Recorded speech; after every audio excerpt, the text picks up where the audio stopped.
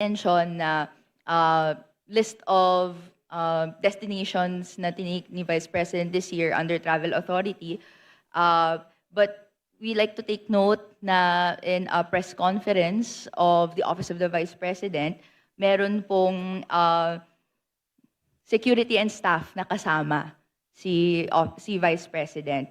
So can we ask po, no, paano po pinopondohan yung pagpunta, flight and accommodations ng staff and security ng OVP?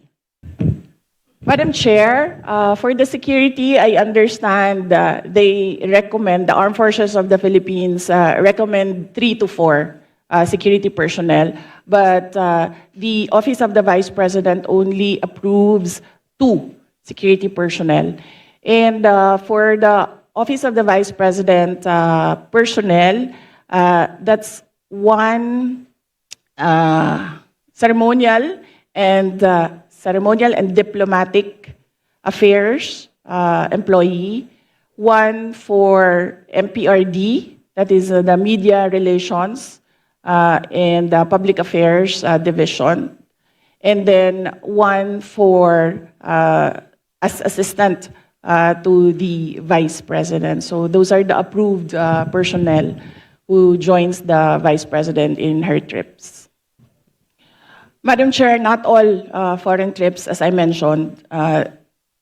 Security is always recommended by the Armed Forces of the Philippines, but some trips do not have OVP personnel because there are only 3 trusted OVP personnel who can do the work that I demand from them. And if I have activities for the Office of the Vice President abroad, the 3 OVP personnel join the trips. But if the trip is purely personnel and I do not have events for the Office of the Vice President, they do not join the trips.